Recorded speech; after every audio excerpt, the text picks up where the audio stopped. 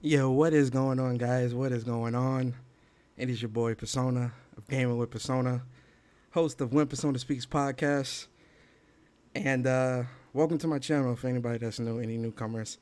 And to the regular folks, I definitely appreciate y'all. Appreciate the day ones, appreciate the early birds. Shout out to Iron Panther, Social Joins, Chris Crosshairs, Dribble, T-Mang, Phillip, Pitch Black, all you guys. I definitely appreciate y'all coming through. And today's episode is special. It's a special episode, guys, because this signifies a milestone reached. You know, we're etching up a little bit in the YouTube scales. And I have a very special guest here with me. For those that don't know, today I'm doing an interview / gaming talk and different things with a very special guest. He's here with me from PlayStation LifeStyle.net. PlayStation Lifestyle, if you don't know, they're all things PlayStation. Really dope website. Definitely check them out. Link in the description. But I have the senior editor, Chandler Wood, here with me. Chandler, please say hello to the people. Introduce yourself and tell the people a little bit about yourself. Hey, I'm Chandler Wood. Senior editor-in-chief for, at this point, like titles like those, they'll mean different things all over the industry. So who knows? Some people say senior editor, editor-in-chief, executive editor. Basically, I lead the website over there. It's been this long gaming passion of mine, just coming up from OG PlayStation back in the day, back 1995, all the way up to now. So all right. Music to my ears. And when did you start writing for PlayStation Lifestyle? Started writing for them back in end of 2012. So November 2012, coming up on 8 years now. And back then I was a commenter on the site. I was just some overzealous gaming kid that wrote comments that were twice as long as some of the articles they'd write, and just like loved games, loved the community, and kind of got into it from there, where they said, all right, you're already writing a ton, why don't you come actually write for us? And worked my way up with the site and got more and more responsibility. And for 5 years or so, I did it with a day job on top of it. And then Wow. it was about 2 or 3 years ago, I was finally able to quit the day job and say, all right, I'm leading this site and doing this thing full time. Now you're within your passion. You know, that's dope. That's dope. Like I said, I'm very happy to have you here. I'm very happy that you able to take the time out to be here and speak to me and speak to my supporters in the community about all things gaming.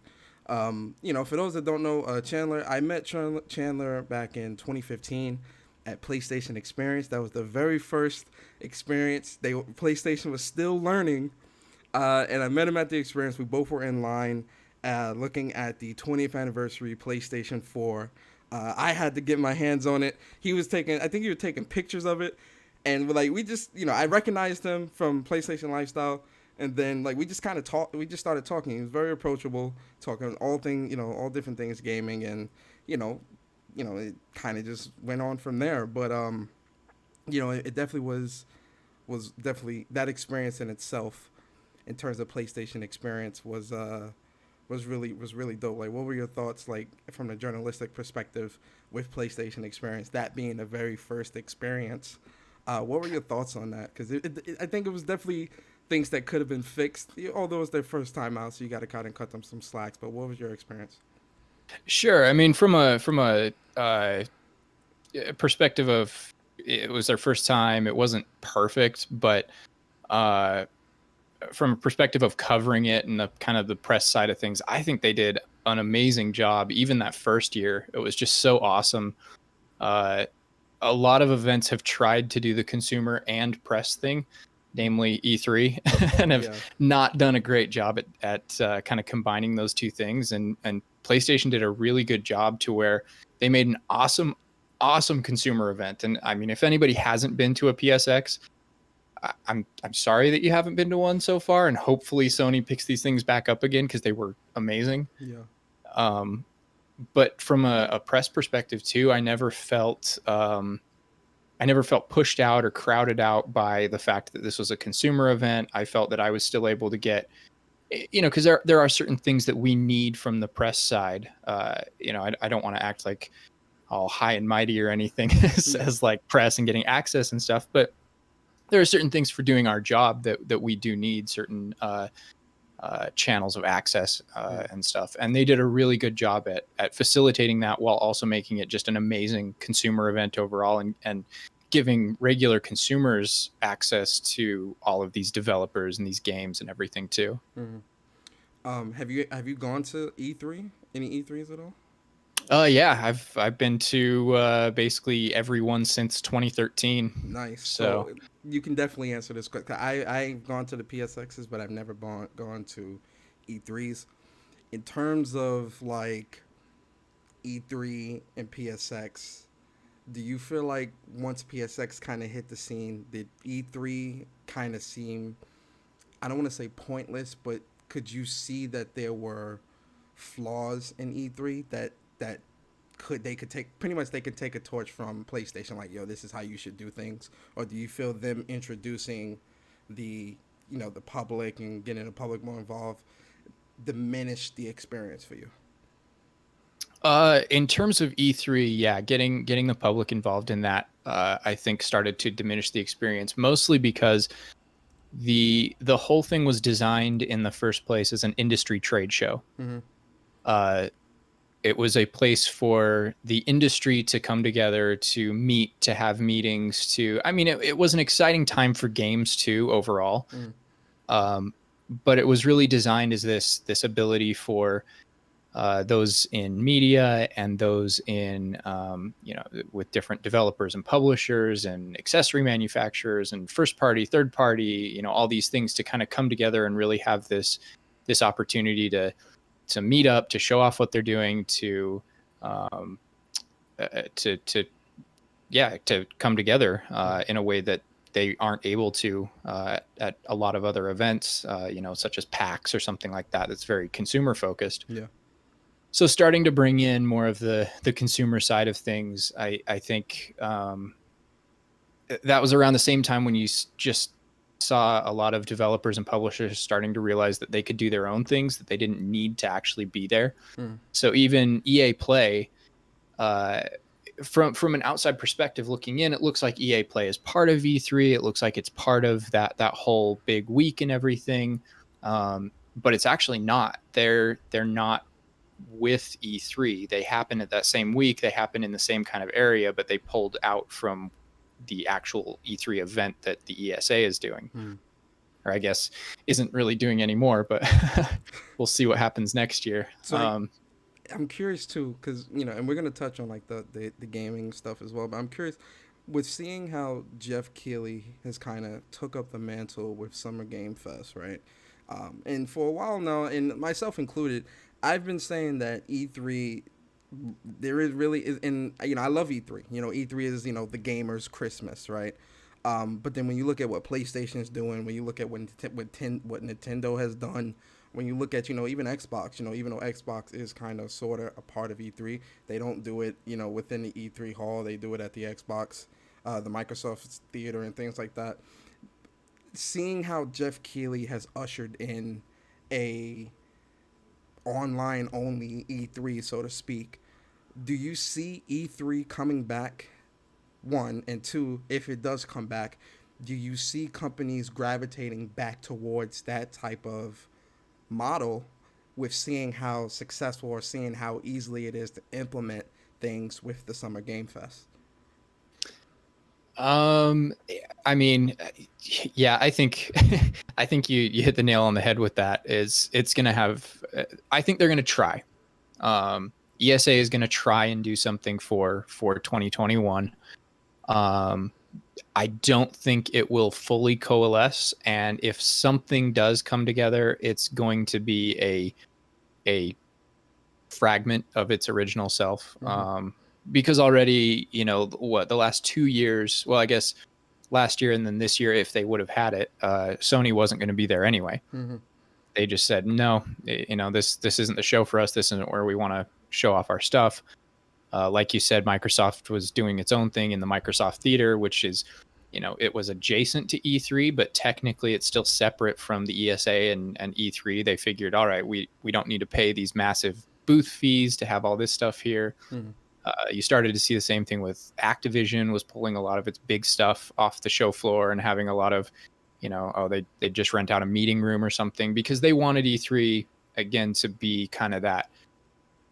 I don't want to say that closed door experience because that wasn't its intention, was to like close off the door to the public and have everything be secretive. Its intention was really it felt like that because when I think of E3, I always used to think of E3 as like this exclusive. You got to be a journalist. You got to get accepted through the that process, the media. You got to get the media acceptance and all that stuff to even get a media badge to really see or experience E3 in its entirety. So I felt like it definitely was a closed off experience, but watching it was always great. Yeah, and I mean there are certain aspects of it definitely that are closed off, but I understood why they do what they do because they want to have this. It's controlled messaging, and it's about having those meetings where at a big public event, it's harder to have the kind of meetings and talks that you need to have with people in the industry than at a dedicated space that's just for people in the industry. So yeah, it's kind of hard because I do get that. I do get that there is this like very exclusive feel with things where what was it? Cyberpunk a couple of years ago showed the gameplay trailer and then behind closed doors, and then people didn't actually get to see that for another like 2 months. Yeah. So yeah, kind of it's a weird give and take with some of that. Should they have waited that long? I don't know. I don't necessarily do things from the PR marketing side, so I'm not sure what some of the thoughts are that go in behind that, but.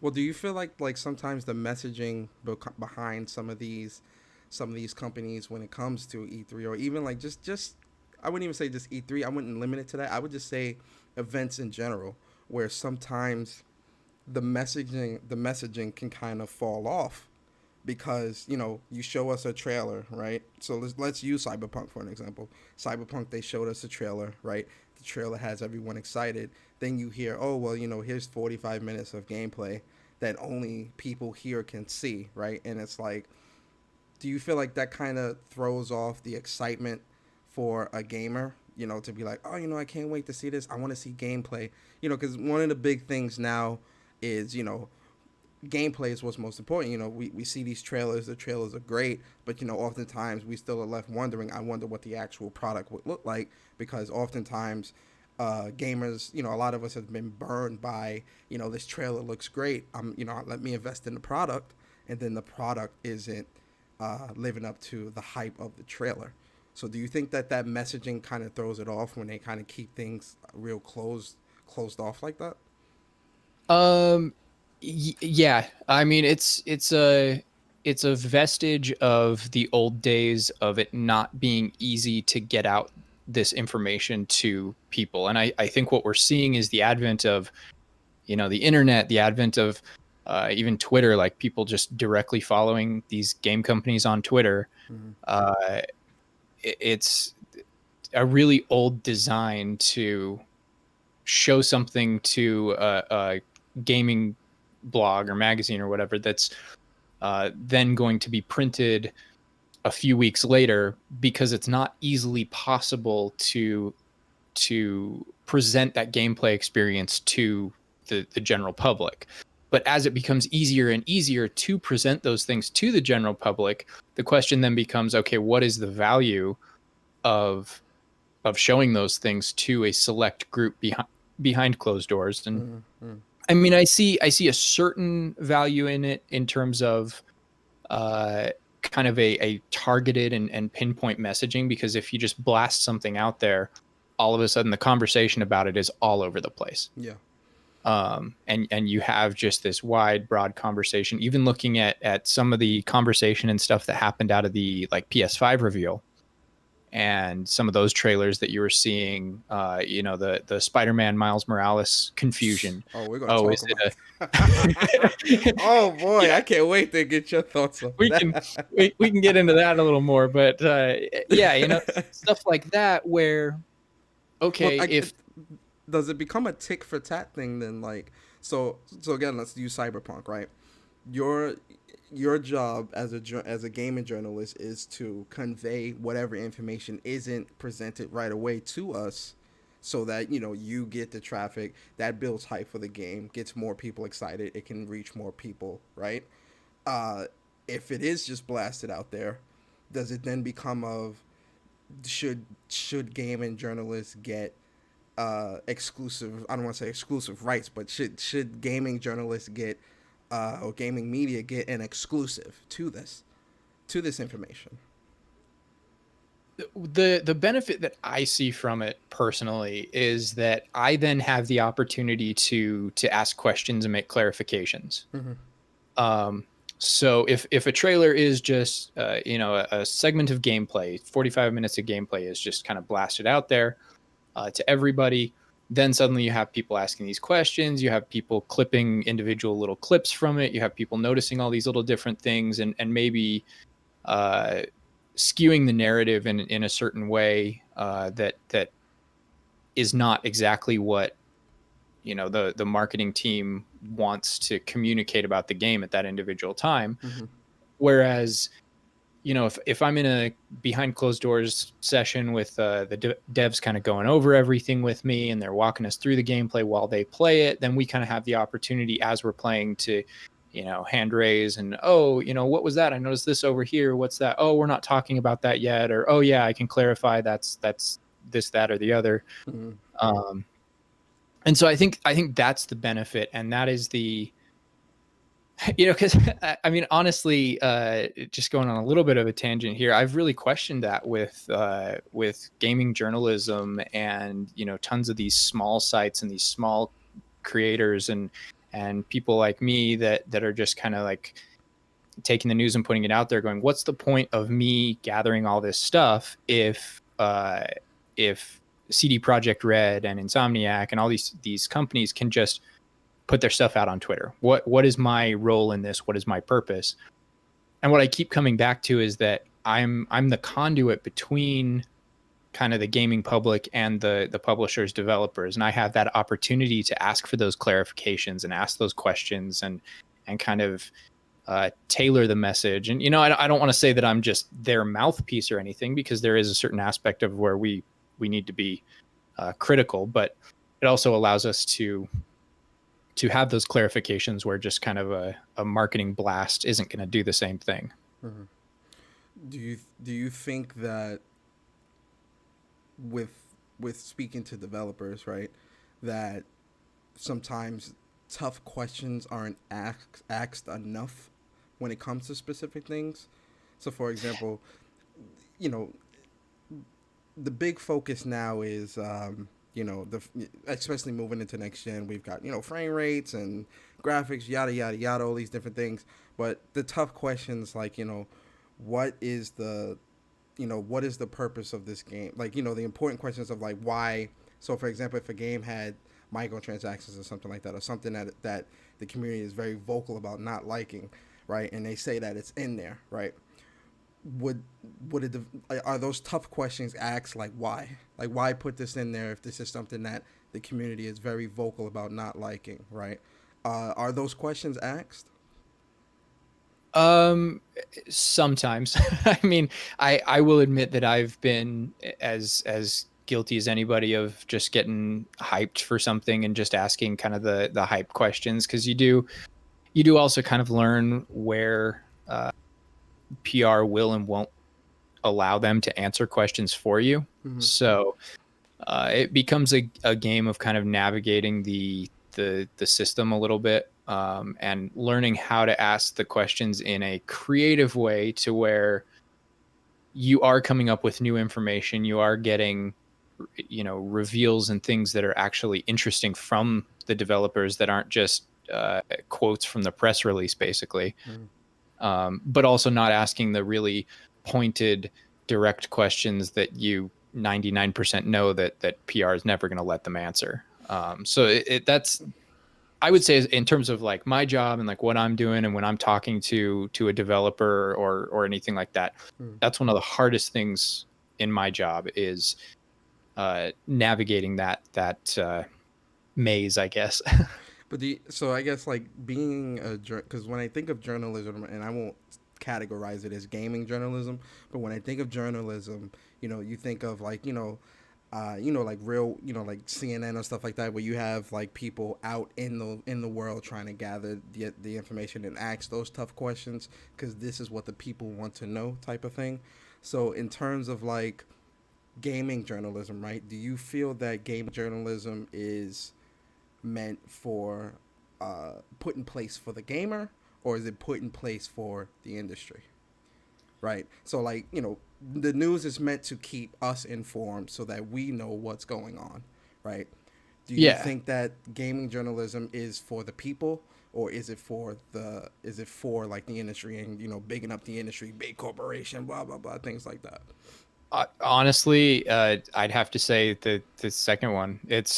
Unfortunately, the system of gaming journalism, and you see a lot of people trying to kind of break out of that and do more on the side of being a little more objective journalism. And Jason Schreier, for example, with all Mm, of his pieces about getting kind of the inside scoop on studios and stuff. mm, Um, but for the most part, what you're seeing is that gaming journalism is about the hype, which ultimately is the mouthpiece for the industry. And gamers like that. A lot of gamers, that's what they really want. They don't want the controversy within games, which unfortunately is something that we do need to talk about sometimes mm, with certain games. And it's really, yeah, I think it's different depending on like what site you're talking about, what actually individual journalist you're talking about. Even within sites, sometimes you'll have very different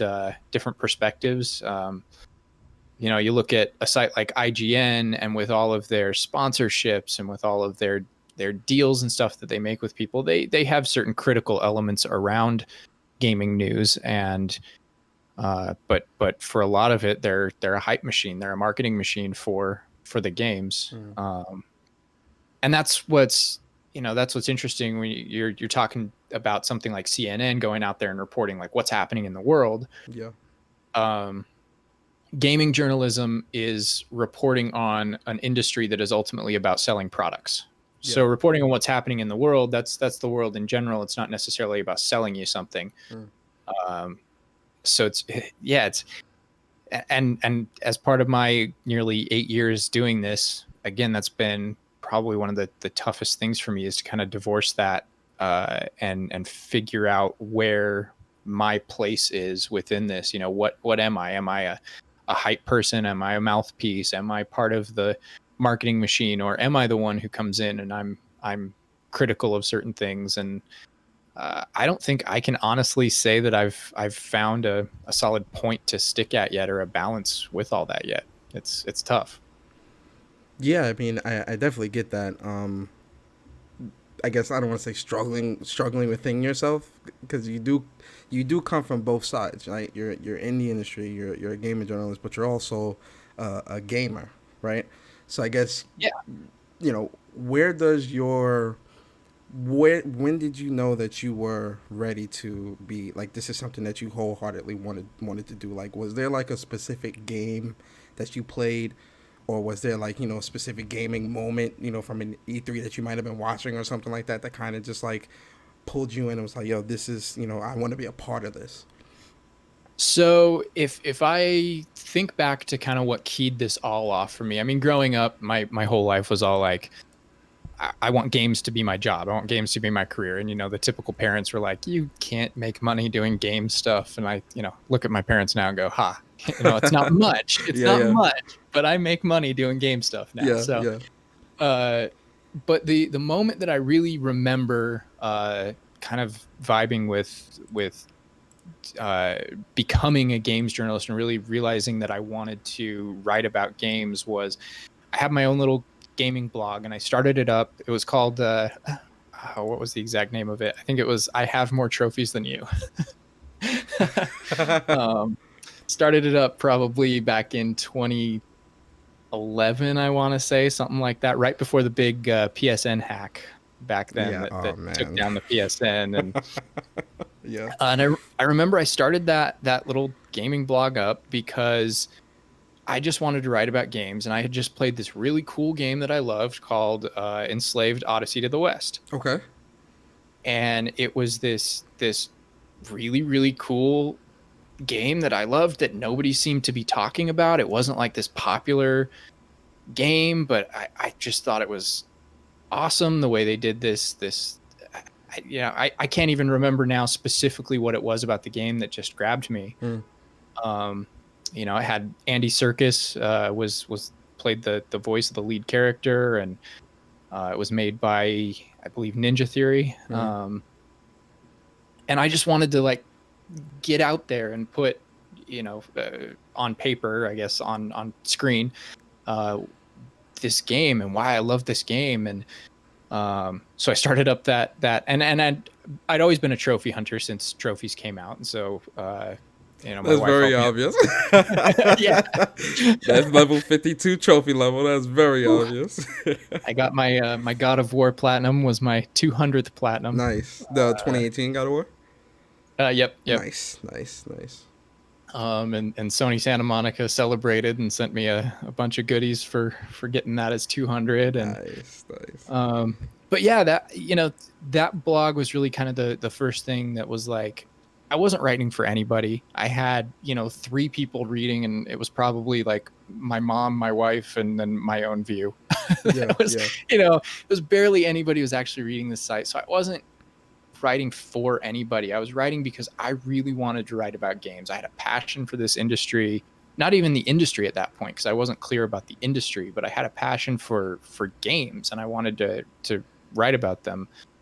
And so that's kind of what keyed it off and really started things. Then I started writing about the PSN hack and kind of updates on that. And then from there, that kind of went into getting the job at PlayStation LifeStyle, and just grew from there. So it's always come from a place of hype for games. Yeah. It's interesting that you because you speak very passionately about gaming, and based off what you speak on in your past, you've definitely been very passionate for a very long time. So a question I want to ask is like being in the industry and writing for PlayStation Lifestyle as long as you have you ever come across people within, not obviously not with PlayStation Lifestyle, but like just at conventions, at whatever, and have you come across people that seem like it's just a job to them, like they don't care about the integrity or the passion of gaming, where like you're supposed to uphold a specific rhetoric. You're supposed to if you're not happy with your job, obviously you're not gonna excel or do as great as you would if you were happy, right? Do you ever come across people like that? And if so, what are your thoughts on that? People that just look at this as, oh, it's just a job. I don't really care about making gaming better, right? Or making sure that everybody could be a part of gaming. I mean, I can't speak for anybody individually. And when you ask, if I wouldn't be able to like cite an example. I know all of us have been burned out at one point or another. And it's actually at these events that I really kind of get that spring in my step back for things. And, if I'm ever starting to doubt myself or doubt my work or what I'm doing, I kind of, the events really reinstill that passion. I would have to argue that nobody goes into gaming journalism as a job. It's not something that's making anybody bank. It's not anything that is even me like doing this full time. I wouldn't be able to do it full time without the support of my wife, who has got a great job with the state and benefits and everything there, where that really is a big crutch that helps me maintain what I'm doing. And so, yeah, I would say anybody who gets into this in the pure sense of, oh, this is just a job, is a masochist, and they're just causing themselves some pain with it. And they don't last long. Yeah. Those people burn out of the industry really, really quickly, and they're not here. So I would, yeah, everybody that's here, ultimately at the end of the day, at their very core, they love gaming. They're passionate about gaming, and they're just at various stages of burnout at any individual time. Yeah. Okay. That's definitely fair. In terms of so this is something that like, in terms of gaming journalism, how do you think gaming journalism can improve, if at all?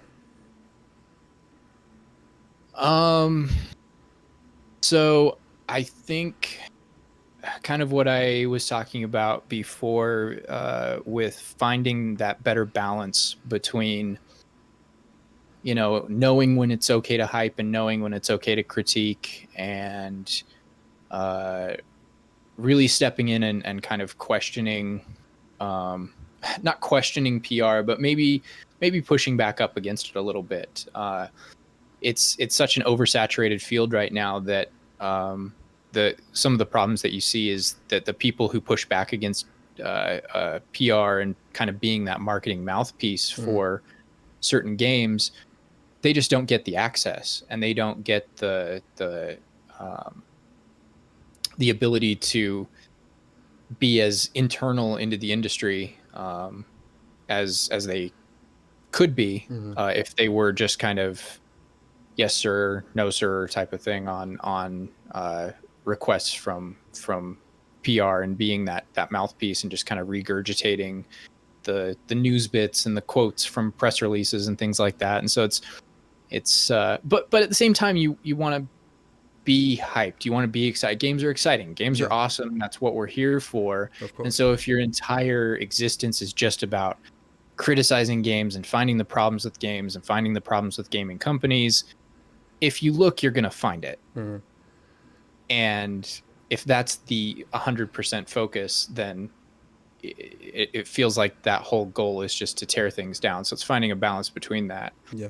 And I think we're also, we're in a kind of crazy period right now of just upheaval in terms of Twitch and Twitter and online and changing everything. So what does gaming journalism look like in even 5 years? I have no idea. Yeah.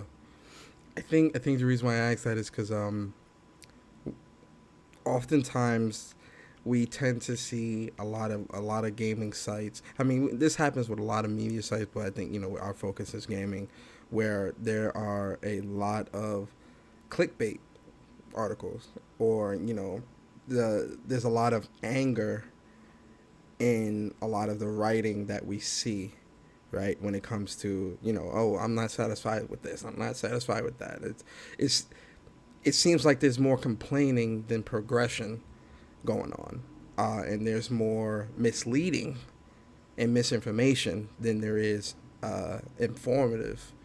Um, what are your thoughts on like clickbaits and stuff like that, like clickbait articles, things that kind of pretty much clickbait, I guess, is the most straightforward way I can say it. What are your thoughts on clickbait? I mean, my rule of thumb is, what I've always tried to say to my writers and everything is, clickbait is a little bit of a deceptive term because I know ultimately what it means, but ultimately every headline you want to be clickbait. You want people to click on your article. You want it to be interesting. Saying PS5 console design revealed is technically clickbait because I'm baiting people to click on that article. I want them to click on it. But I understand what you mean in terms of kind of the almost misleading clickbait type of articles, right? Well, a great example, and we can just segue into this. The Insomniac with Spider-Man Miles Morales. They had to come out and say, well, is that really clickbait? That's actually a good, because I view clickbait as, okay, so say someone's writing an article and they say, oh, well, this person, PlayStation is losing an exclusive or something like that, right? And when you read the article, there's nothing about that in the article. It's all rumors and what ifs, and there's no certainty. So it's like the title's drawing you in. Where it's like, oh my god, PlayStation's losing an exclusive. What exclusive are they losing? And then it's like, wait, there's nothing in here from a statement from PlayStation or anybody that states this. You wouldn't view that? Would you view that as clickbait? Oh, absolutely. Yeah. And even to a certain extent, we ran an article recently that's been going around, that is the little detail that people found on the PS5 and accessories where the texturing is actually the PlayStation symbols. Mm-hmm.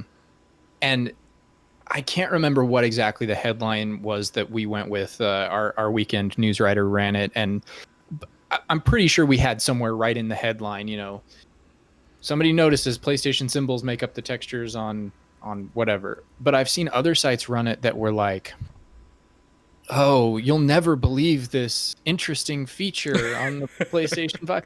And it's not technically wrong. It's not that there's technically any information that's wrong. It's just that it doesn't give you the information right away. And that's kind of what I believe in, is, as much as, yes, we need to get people to click on our articles because monetization, well, and that's a whole nother conversation we could have, is monetization and how that whole world needs to change and move away from click-based monetization. And well, I think that's why a lot of this is happening, because ads. Yes. You want to get the traffic so that you get the ad revenue, which generates money.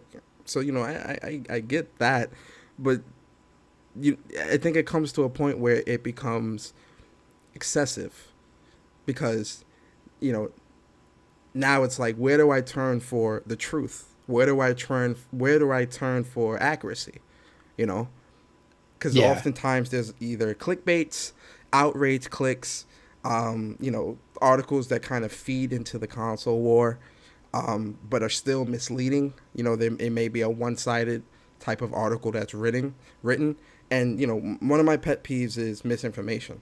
Right, I hate misinformation, because misinformation can be very dire and be very damaging, not just to the reader, but also to the company or whatever source that we're writing or talking about, right? And then that leads to a snowball effect of millions of people that are outraged about things that, had someone taken the time to provide provide the right information to the regular everyday reader that's not, head nose into this, we wouldn't have these type of things. Would you agree or disagree with that? Oh, agree totally. And I think that segues really well into the Miles Morales conversation. Yeah. Because Yeah. that's exactly what that is. You get this awesome reveal, you get this amazing reveal of Spider-Man Miles Morales, and I was ecstatic over that reveal, and I think I even tweeted out while it was happening, like, that it was really really cool that they were dropping the two. This isn't Spider-Man 2 Miles Morales. He's not being relegated to the sequel. That they were just saying Spider-Man Miles Morales, he's getting his own game. This is amazing. Mm-hmm. This is a huge deal for this character. And then all of a sudden you have all of the misinformation around it, where some Sony executive comes out and says, "Oh no, it's a remastered version of Spider-Man that includes this as an added expansion." And then you have Insomniac come out and say, "Oh no, actually it is a full game, but it's, maybe it's a 1.5 type of game. It's like an Uncharted Lost Legacy or an Infamous First Light." Yeah.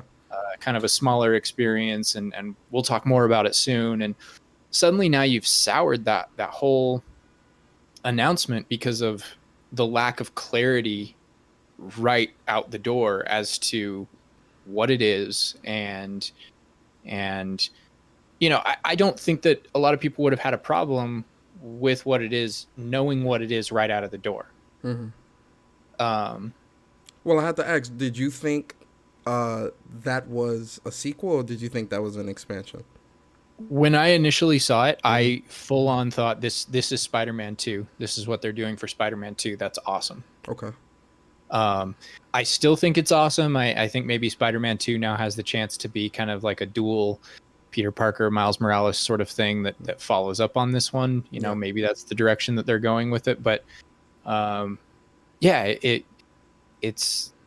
it was kind of souring to the whole experience, just that was the conversation that had to happen over the next 24 hours. And then the problem too with that is, like you said, the people that aren't face first into all of this information and consuming it constantly, they read one article here, one article there. There are people still out there probably who don't have the full story on what this game is.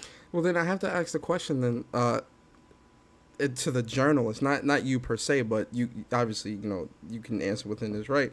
Isn't it up to the journalist to ensure that whatever information is conveyed is as accurate as possible?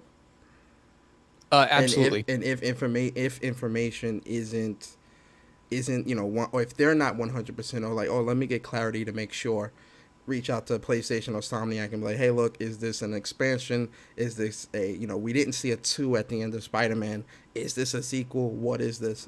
Not to say that PlayStation's delivery during the conference was perfect with Spider-Man. Me personally, I didn't think it was Spider-Man 2 just because, Spider-Man 1, the way that ended, we definitely going to see more of Parker.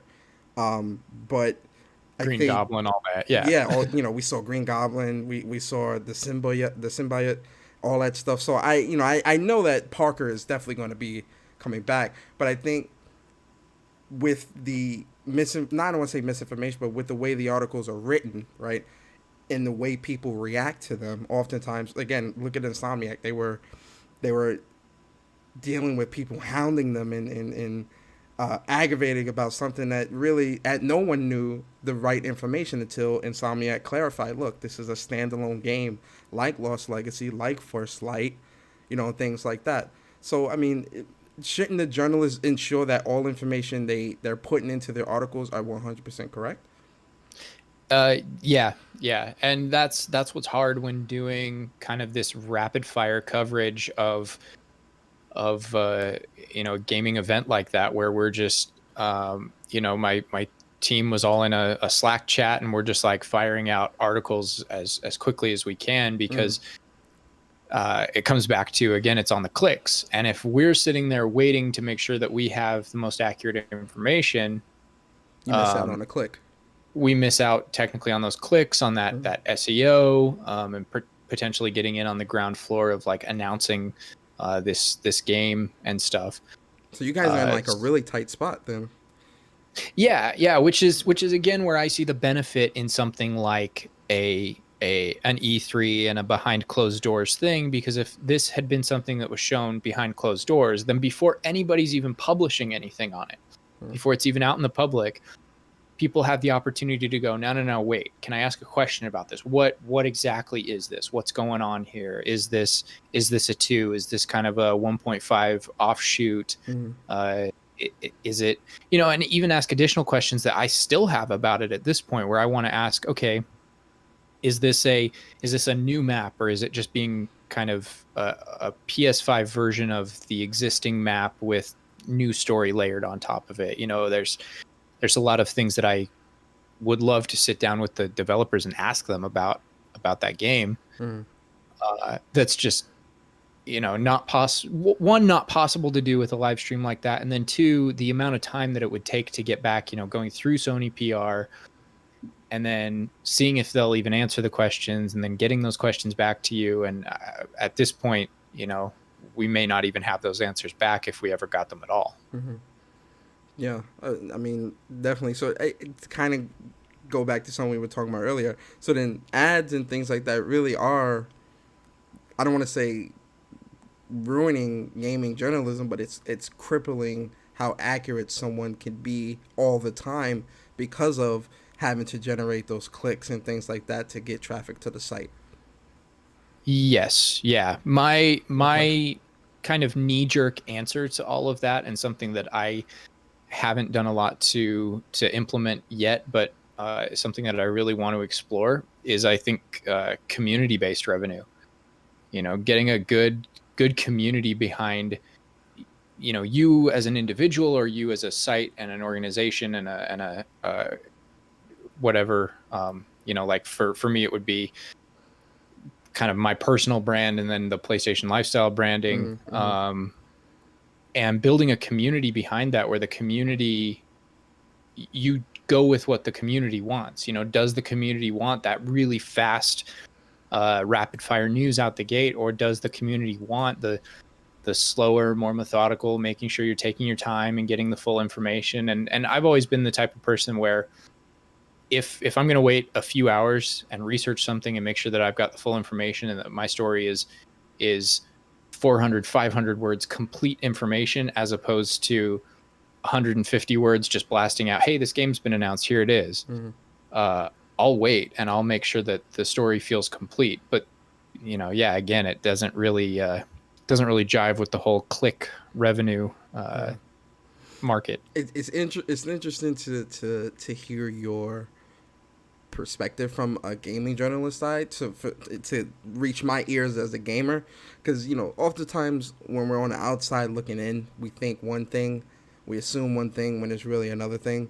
I've always been someone that I like to hear all sides, just so that I can make an educated I don't want to say an educated decision, but knowing all sides helps you think more clearly about a situation that you might be presented with.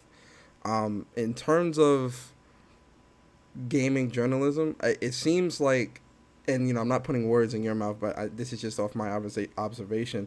It seems like ads is what's really throwing gaming journalism off balance, I guess is the best way to put it.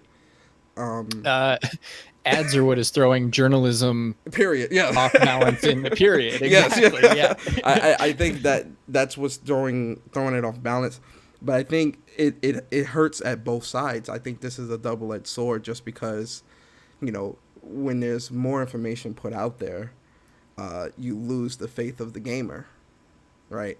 And it becomes is this fake news type of ordeal. You get what I mean?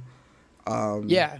Which I think can be damaging to the community as a whole, because oftentimes every company isn't going to be forthcoming with information up front, but I think we look at we look at game journalists to ask those questions that we can't ask ourselves, even with us having Twitters and all these different things. No one's responding to us. You know, they're less inclined to respond to us and more inclined to respond to a gaming journalist that's sitting in their face. Now, I understand that PR and things like that definitely, you know, there's a wall where it's like, okay, we're not answering that today or we're not talking about that. But I think asking those questions and making note of it, like, hey, look, we tried to ask this. They said, you know, not right now. I think it lets the gamer know, you know, damn, you know, at least they're asking questions. So then the shift goes from looking at gaming journalism as something that's gaming journalists that, you know, that are not doing 100% of what the gamer hopes to, well, why aren't you providing this journalist with the information that I need, you know, to make sure that I can make an informed decision on whether or not I should, you know, get this or whether or not I should get that, or understand what's going on with the processes within gaming. Um, Essentially upholding the integrity. What do you think? Yeah, yeah, it's like you said, there's definitely building a relationship almost is what happens there, where um you know, occasionally, yeah, they'll go on and they'll answer random questions on Twitter and stuff, but it's at a certain point also that it becomes just about sheer volume. You know, you can't have the developers out there answering 1,000 questions that are being asked to them Mm-hmm. by random people. And these interested gamers, regardless of how good questions they are and the necessity to answer them. And so, yeah, it really does come down to having that relationship and that pipeline in to be able to ask those questions. But then on the other side of that same coin, you need to maintain that relationship and that access and that pipeline. And so it's about finding that balance to where you can have that access to that dev to be able to ask them those questions. Mm-hmm. And then to a certain point, you don't want to overly annoy PR with questions that Get you they're not going to blacklisted. be able to answer or are going to get you blacklisted Yeah, and stuff like yeah, that. Not yeah. not because you want to maintain access or anything like that. You know, I don't want to sound like it's this exclusivity thing, but to be able to have that gateway to talk to these people and to have that relationship.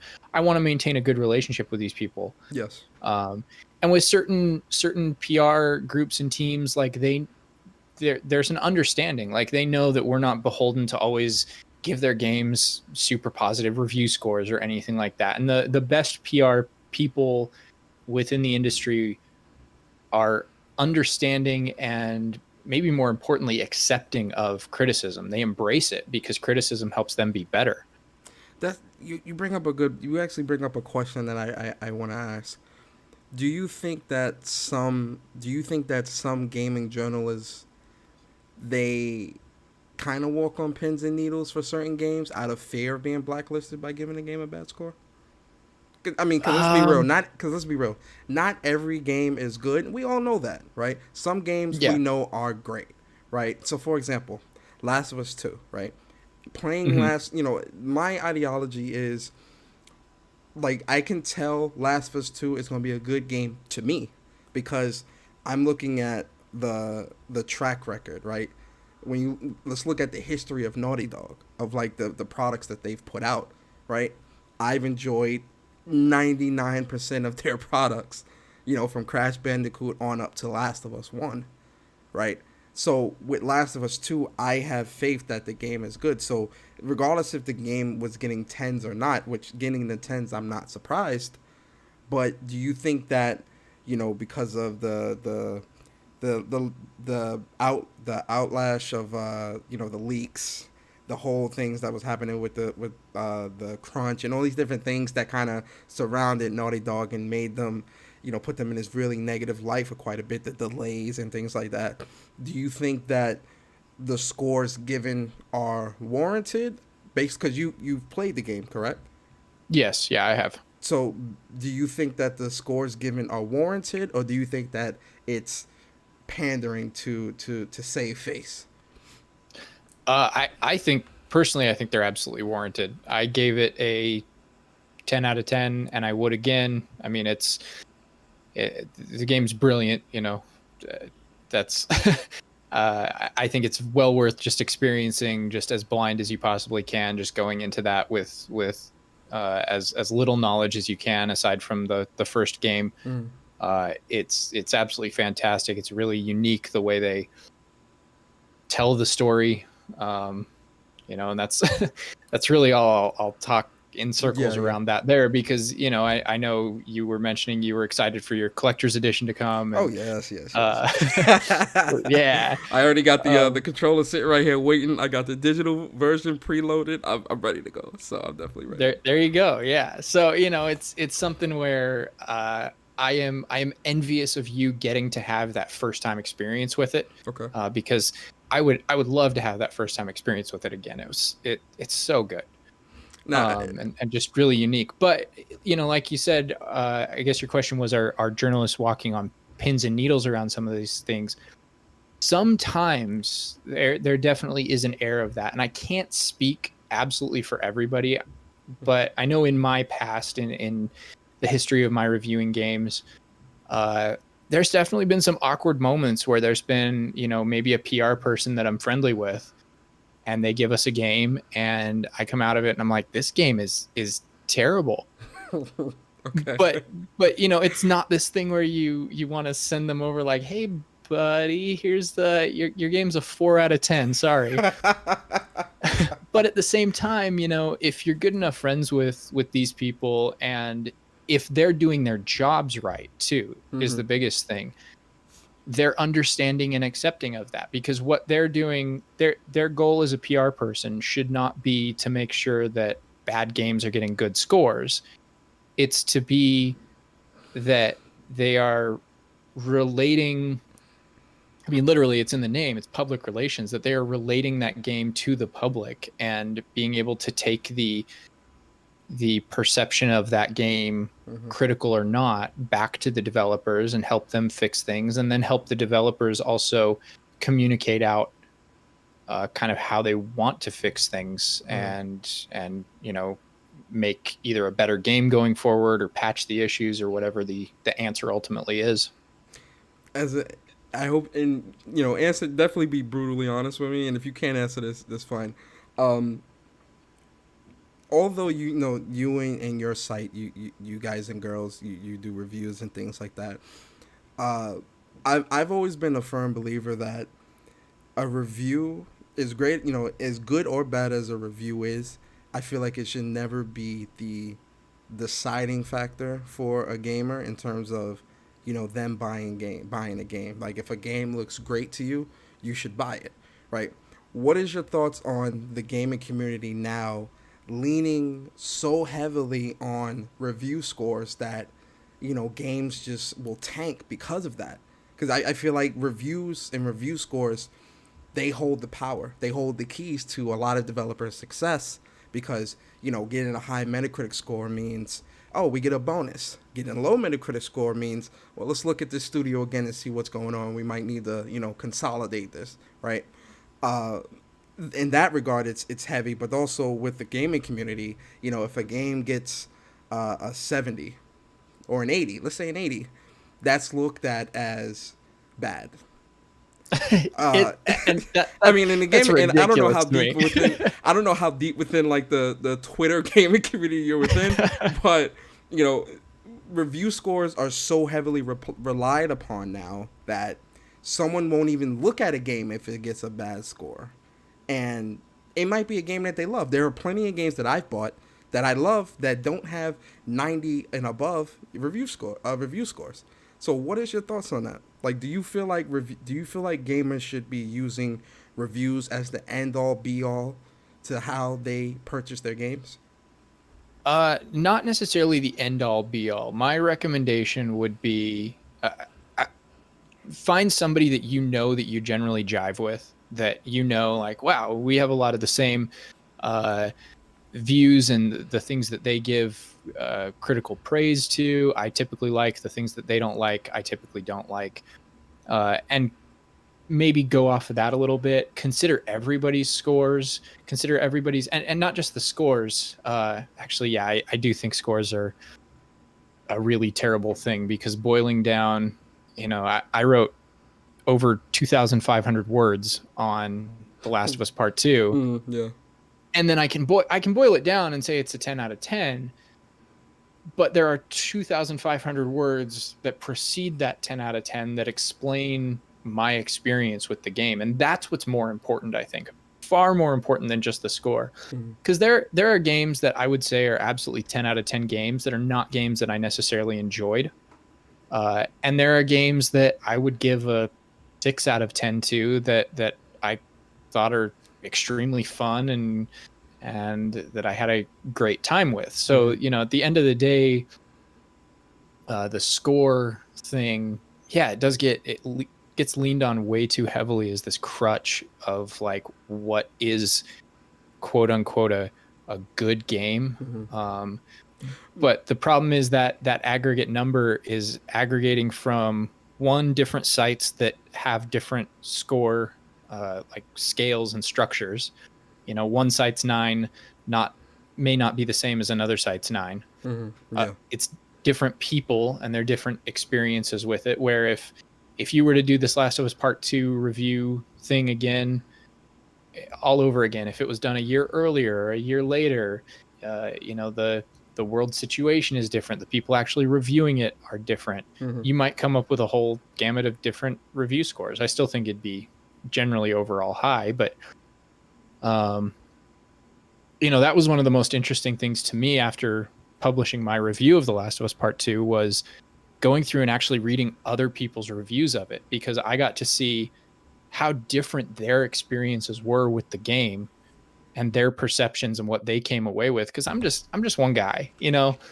And I've got my own experiences with the world, and I've got my own experiences with my life and my family and my friends and the things that I've been through, where certain things in the game may not resonate the same way that they do with other people. So it was fascinating to read other people's reviews and score, regardless of score, just kind of their overall experiences with it.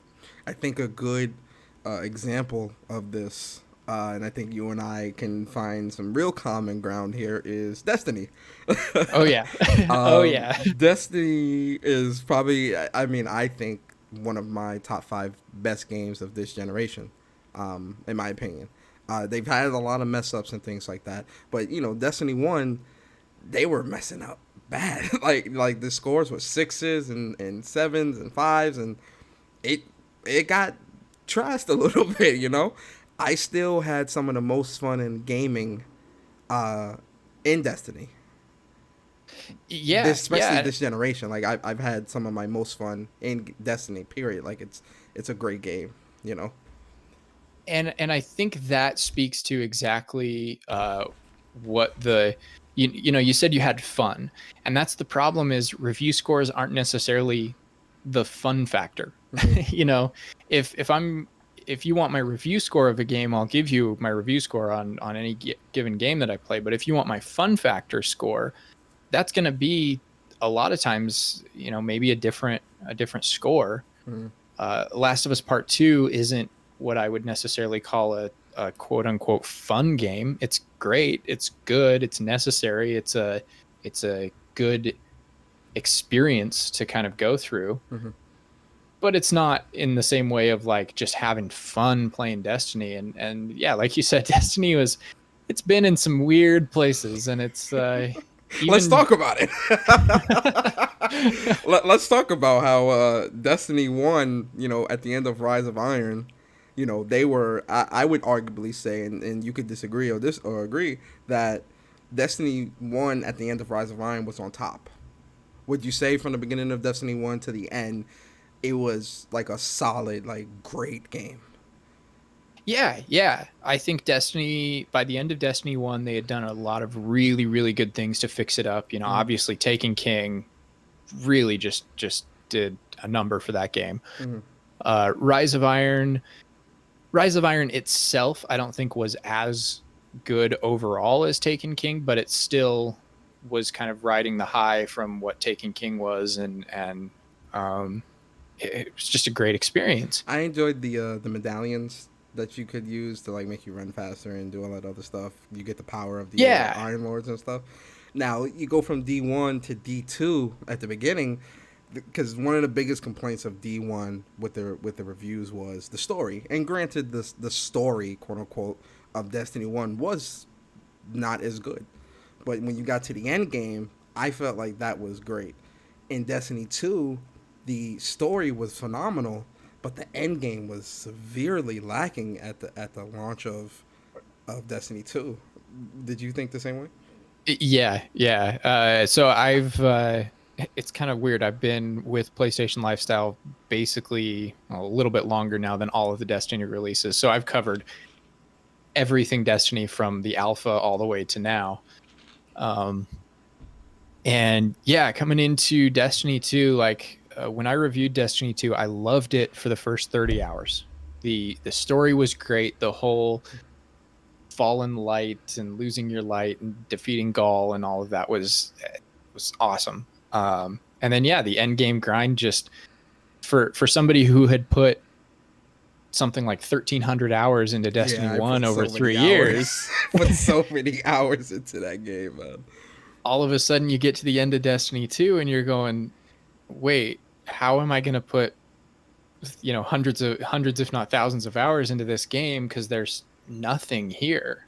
Yeah, yeah, But then over the last 3 years now, they've done a lot to really improve that, something I thought they wouldn't be able to do. well, um mm-hmm. I just thought the base game of Destiny was the foundation was too set in stone for what it was, Mm-hmm. to really adjust and fix what they needed to, and they have consistently surprised me with every new thing they've been coming out with for it. Well, then that goes back to an earlier question: the power of a review. Do you think that going from D1 to D2, right, where the story at the beginning was lackluster but the end game was great, to the story being great and end game was lackluster, do you think that them making that change that drastic, right, especially with everything being built up in D1 to D2, do you think that any of that had to do with how the reviews were for the original game with the story?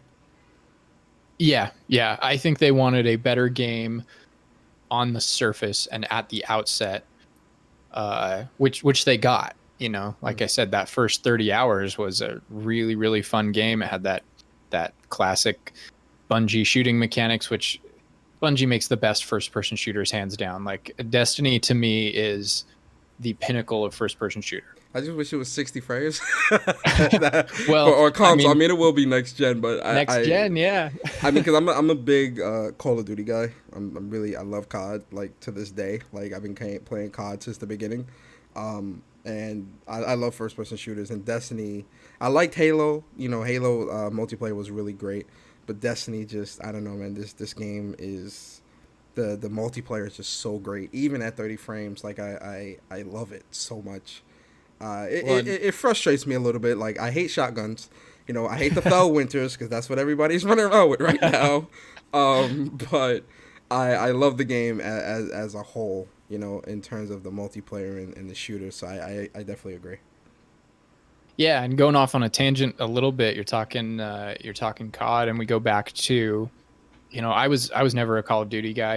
It was never really my game of choice when it came to like multiplayer or shooters or anything like that. Mm-hmm. But I remember one of the earliest gaming events that I was able to go to, I was invited out to Treyarch to go see Black Ops 3 before they revealed it. Nice. And then I've covered and been to every Call of Duty like reveal and stuff since. Except this year, of course. Who knows? Who knows what's even happening this year? That might be an online thing. But just the fact, it is amazing to me how the fact of getting to talk to the developers, talking to the people who are actually creating these games, who are pouring their passion in behind it, where, before I could just look at Call of Duty and go, another Call of Duty, same old, yearly entry. They're just putting out another one. It's just the shooter. I could be that typical guy that just sees Call of Duty as the big popular shooter and write it off as nothing. actually getting to talk to the people creating these games drove such an enormous interest in those games. That I mean, I've loved Call of Duty ever since, and I liked Call of Duty before. I played through the Modern Warfare campaign, Modern Warfare 2, all that. I played as early as I think Call of Duty 2 or 3, whatever it was one of my first PS3 games. But there's just really something about when you take something that you kind of take for granted as just this game that's out there, and then getting to talk to the people creating it. It's just this amazing thing. And that's kind of what I've always wanted to do, and what I've always kind of tried to push forward, is to be that bridge of communication between the developers and people, and really try and show people, oh, this is more than just Call of Duty. Like, here's the passion. I'm going to try and bring you the passion of the developers on this game they're creating. Mm-hmm. I've always felt like I've always felt like Call of Duty has gotten, it gets a bad rap, and sometimes rightfully so, right? I'm not going to sit here and say that Call of Duty doesn't mess up. For example, this most recent COD, Modern Warfare, which I think is the worst COD I've ever played in my life. I'm so serious. Like, it's funny because a lot of people within the community like it, and it's so different from the norm in COD, and like the fundamentals, like, you can make changes here and there, but when you mess with the fundamentals of COD, the movement mechanics, the shooting, things of that nature, it doesn't become a COD anymore. If that makes, I don't know if that's fair to say, but for me, that experience for this COD is definitely kind of sullied me a little bit in terms of Call of Duty. I think that's 100% fair to say, because that is your personal experience with it. And at the end of the day, that's what is most important, is any one given person's personal experience with it. What I can't stand is when the people come in and say something about COD or Destiny or something like that, and they're clearly the people that have never played it. Oh man, you hitting on the topics today. You hitting on the good topics today, man. That is...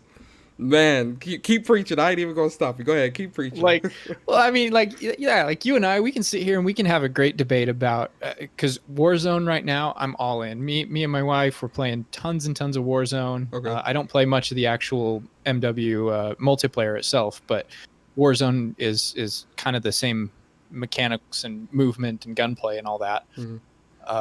And I'm just having a blast with Warzone. And again, I'm the person that was talking crap on battle royales even 2 years ago, and like, I really didn't like them. But when you got a really good group of people and you're playing battle royale with them, tons of fun. But you and I can sit here and we can debate the mechanics and the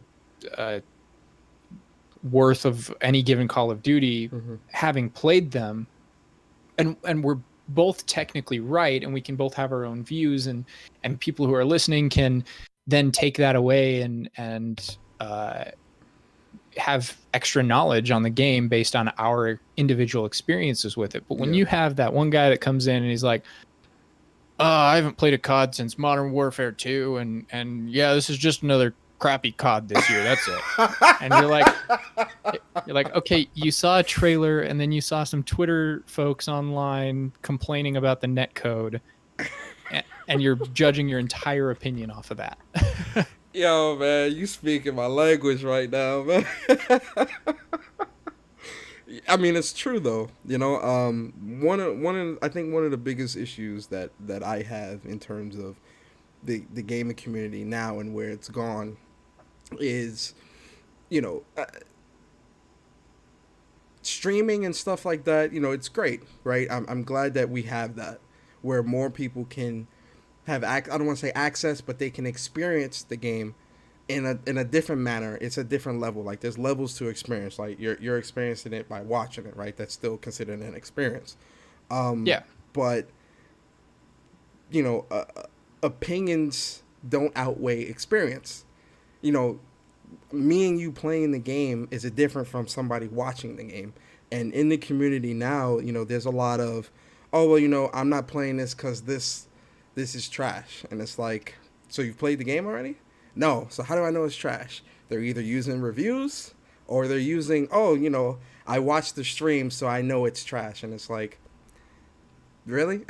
Like Well, I've always been a firm believer that you have to play a game to know if it's good or not. Realistically, like I feel like you have to play it because, like you said, everybody's experience is different, right? And some reviewer that's reviewing a game, it might be his fifth or ninth game of the week that he's reviewing, is going to be different from someone that's walking into a store and buying a game and wanting to try this because it looked interesting, you know. So it's a bad trend going around. yeah, that it takes me back to when I was younger and World of Warcraft was, I mean, I guess World of Warcraft is still all the rage, but a decade or more ago, World of Warcraft is doing its thing, and I talked mad crap on World of Warcraft. Hated it, said it was the dumbest game ever, it was a stupid thing. I've never played World of Warcraft in my life. And if I'm being completely honest, looking back at my younger, dumber self now and and admitting where I was coming from, Yeah. it was because I was jealous that I wasn't part of the moment. And I was also, That's the I knew that I would love World of Warcraft if I got into it, but I was, for whatever reason or another, wouldn't be able to pay the subscription. I didn't do PC gaming. I didn't do this, that. So I was immature and dumb, and I talked crap on this game that I never experienced. But if I realistically looked inside myself and said, all right, would I like this? I would have loved it. I would have loved World of Warcraft. And that's what I see from a lot of these people, is that it's something where they're almost talking bad on it because they, in a way, feel left out of the experience. It's that same thing with just talking crap on anything that's the given popular thing at the moment, because for whatever reason, if you aren't like peak fandom of something, you feel left out, even if you're just like, it's just okay. Yeah. And so instead of feeling left out, you go, not you, but the colloquial people in general, go completely to the opposite side of things and try and call attention to themselves by being the one that's saying, oh, this is crap, it's terrible. Because if you're just kind of in the middle and something's just okay, like for me, I'm not an Xbox gamer. I won't get an Xbox because that's not where I want to put my money in terms of my gaming, and I don't need to, because the site that I run is a PlayStation website, obviously, and but I'm not going to talk crap on Xbox just because I'm not going to be a part of that community or anything. So it's kind of an interesting dynamic. I know that's probably not true of absolutely everybody, but again, from my own personal experience and anecdotally with World of Warcraft, that's my story. So, well, I have to ask this question then, because you said that you wouldn't put your money towards Xbox. Part of it you said was because you work for a PlayStation site. So, so let's say, hypothetically, you didn't work for a PlayStation site, right? You were your own guy. You can buy or play whatever you want.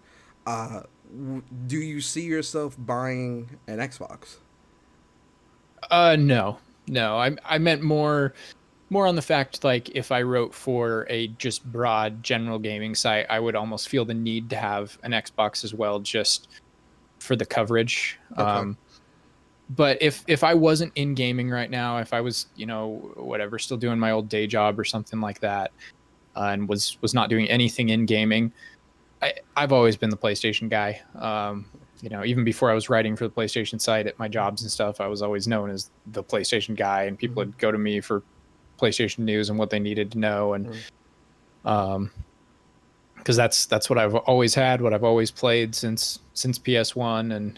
And like I said, it's just, if I'm choosing where to put my money, and if I've got the option to spend $300-400 on a console, or put that $300-400 into games for my PlayStation or a PlayStation VR or something else, like I can find other places to allocate that money, because like we have a Switch, and aside from my wife playing a whole lot of Animal Crossing, we don't really play it all that much because, I just don't have time to. If I'm going to choose what I'm going to play, I'm going to sit down, I'm going to play Destiny, I'm going to play some Warzone, I'm going to, and obviously like reviewing games and stuff, that's a little different than what a lot of people have. But and there's another thing with that is kind of hard for me to talk about from my perspective, because being in the industry and being in games journalism, I do get a lot of these games for free. Yeah. And I know that my perspective is really, really different, where there are some people who, maybe their entire gaming budget for the year affords them 2 or 3 games in the entire year. Yeah. And, if I only get 2 games in a month, that's not a lot. Usually I'm getting a lot more than I've got 600 games on my PS4, so yeah, I think we're in the same boat. Like my gaming budget it might be 4 digits. Yeah, sometimes. Even before I was doing this, my wife and I had set up in our account like a dedicated gaming budget, because we knew that gaming was something that we were putting money towards. Yeah. So then I have to ask, because we can kind of let's segue into next gen, because you're touching some good points when it comes to Xbox and why you wouldn't put your money there. In terms of next generation, right? When Xbox at the Game Awards last year, Xbox showed their console, things like that, and then once the new year came, Xbox was very vocal about the specs, what they had planned, backwards compatibility, all these different things, Game Pass, all these different things, and PlayStation was kind of quiet for quite a while, right? They weren't vocal about anything. We finally got the road to PlayStation, and granted, COVID and all these different things kind of slowed things up realistically for everybody, but Xbox was still a little more vocal than PlayStation. And in the beginning, I was like, PlayStation, why aren't you? I need you to kind of speak up. Like, I want to know more things. But then as time went on, I kind of realized, PlayStation's kind of being a little more calculated, which we see with this PS5 event and see with like all these different things. So I guess my question is, moving into next gen, PS5 and Xbox Series X, do you see yourself putting money towards both, or is it still just all PlayStation? Still just all PlayStation. Okay. Yeah, I just, there's nothing on Xbox that's particularly jumping out at me in terms of something that I feel like I absolutely need and that I need to experience. Maybe that'll change in the future, because Xbox or Microsoft, I guess, has some very surprising acquisitions in terms of, getting Double Fine and stuff like that. And that's hurting my soul that they picked up Double Fine, for example. It's like, ooh. Yeah. It's tough. What are some things that you think Xbox can take from PlayStation to kind of make it a better, more appealing brand to have in the household, I guess is the question? Well, like so for example, do you think Game Pass and backwards compatibility and things like that is enough, or enough of a sell going into next gen? Yes. Yeah. I think what we're seeing is 2 very, very different ecosystems and kind of models for what these consoles want to be. And it's even, whether intentional or not, it's even almost seen in both of their designs, where, the PS5 design is beautiful and it's sleek and it's designed to be this, it's massive, Amazing. Estimates put it at what, 15 inches tall. That thing's gonna be some monster sitting on my desk. Jesus. But it's designed to be this centerpiece and almost this piece of furniture that's in there and part of your entertainment system. It's designed to be looked at. Yes. Whereas Xbox is just this tower. It looks like a PC tower of sorts that just kind of has all the components in it, and it is what it is. But you're whether that's intentional or not for what the ecosystems are, PlayStation is focusing on its console and the PS5, and it wants you to have a PS5 and appreciate having the PS5 and jumping to the PS5. And Xbox wants you as part of its ecosystem. Mm-hmm. And I don't necessarily think that either of those approaches and models are wrong. Mm-hmm. I think that what Xbox is doing is kind of brilliant, actually, because it's this all-encompassing ecosystem. One of the reasons I don't leave PlayStation is because of like my trophy count and everything, where I'm embedded in that ecosystem and I love being a part of it. And if I'm going to choose to play a game somewhere that's multi-platform, that's various places, I'm going to choose to play it on PlayStation because I want to add to those trophies. Mm-hmm. That's kind of my ecosystem, regardless of improvements or benefits that it may have elsewhere. Mm-hmm. I mean, do you think that? So for PlayStation, we know that, and they just came out with an article today saying that PlayStation, their emphasis on exclusive games or exclusive content is going to be even bigger and more prominent going into next gen.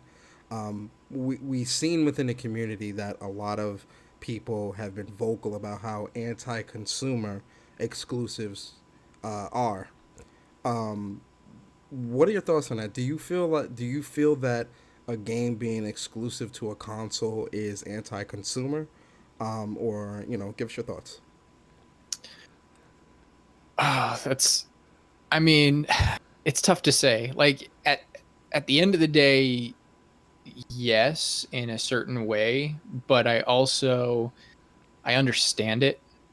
Mm-hmm. Um, and when you're talking like full on games, if there's an agreement with a third party that makes a full game exclusive, yeah, that's a little hard to swallow.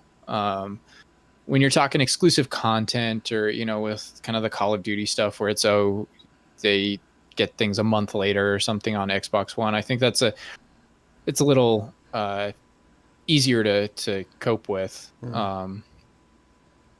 But yeah, I mean, it's hard to say objectively. Yes, Mm-hmm. it's technically anti-consumer, but I also understand that they need to have perks about their individual console and ecosystem that kind of are the selling points, which is the same reason that again you saw Microsoft pick up studios like Double Fine, which is is that anti-consumer that Double Fine is now a Microsoft studio? Well, From that's what my I'm saying. Like perspective, it plays in. That's what I'm saying. Like it is a double edged sword because mm-hmm, on one end, I feel like exclusives, right? It sets the console apart, right? PlayStation is in the position that it's in because of this, right? When you think back to PlayStation from when you were a kid, right?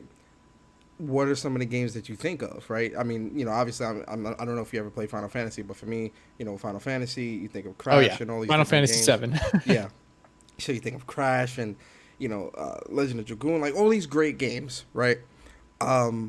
A lot of which were exclusive. When you think now, and when you look now to PlayStation's success, a lot of that has to do with one, how great, obviously quality of the games, right? But also the fact that they can't be found anywhere else. I think we can attribute that to the success of the console. Um, is it anti-consumer that Double Fine was bought? I don't think so. I think that's business. That's how business works. You want to get Yeah, people over there, right?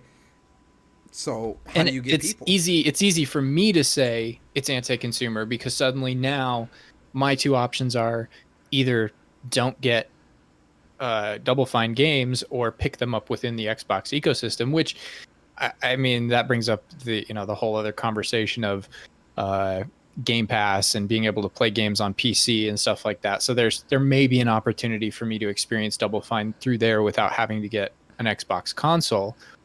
But then you But have to ask that's yourself, why buy the console? Why buy the studio if it's going to be multiple places anyway? yeah, yeah. And it's again to create their ecosystem. Mm-hmm. They're trying to embellish their ecosystem a little bit and their approach and their model. Mm-hmm. And I think in a lot of ways they're actually taking after PlayStation.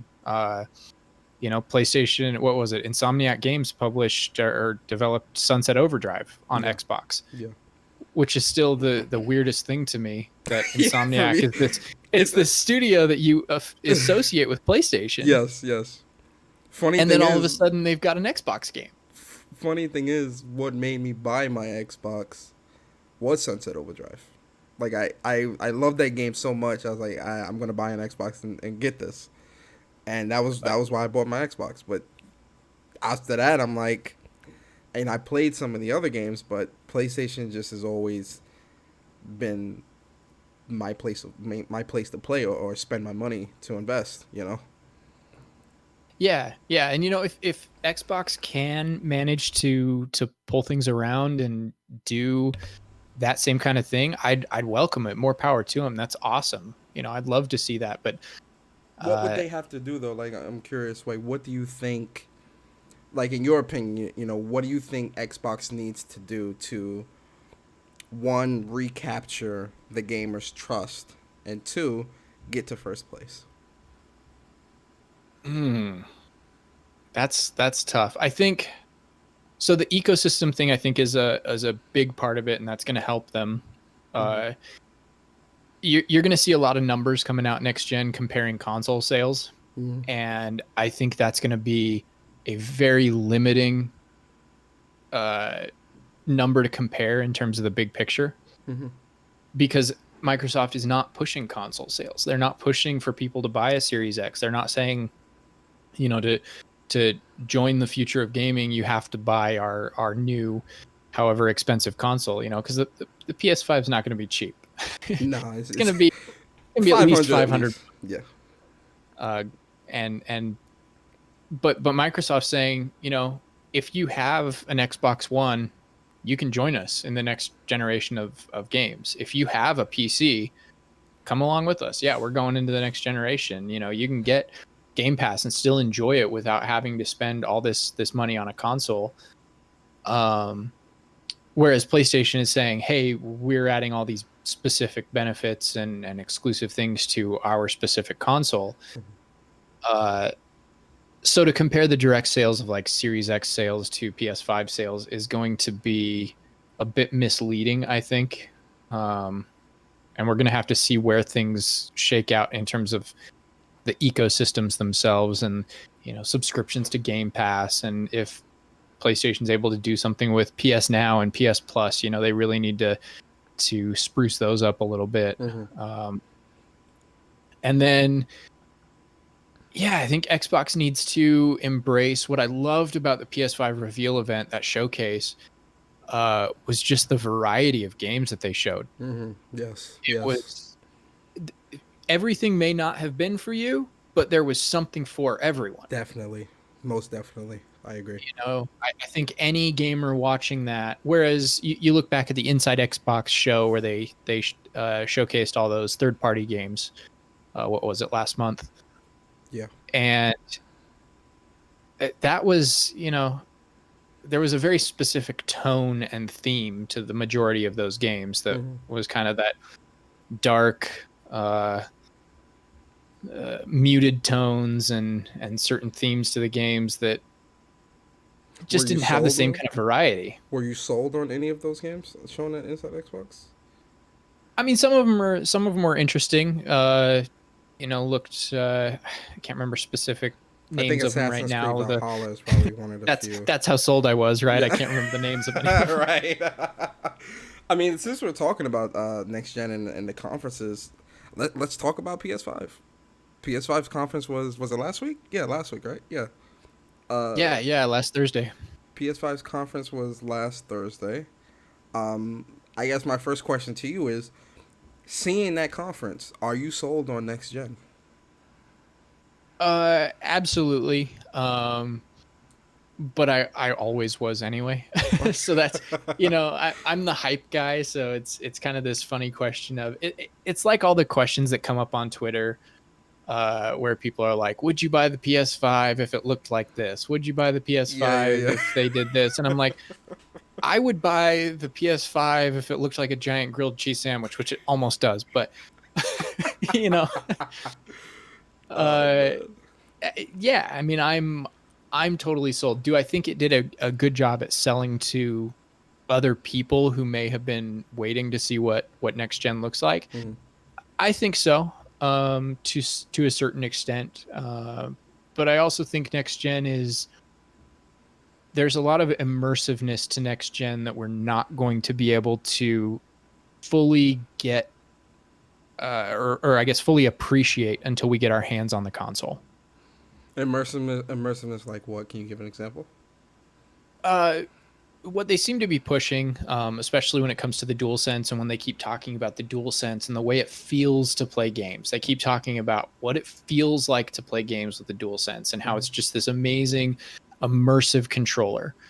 Um, and that they're doing unique things with the DualSense and with the triggers and with the haptic feedback and the 3D audio and all that kind of stuff.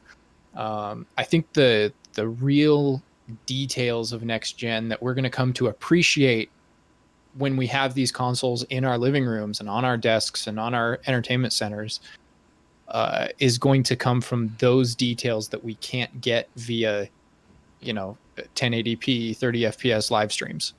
Oh yeah, yeah. The next gen's definitely I think gonna usher in like live streams are gonna like the live streaming platforms are gonna have to also kind of upgrade because you know I'm playing a game in 4K 60 or 4K 30 or whatever.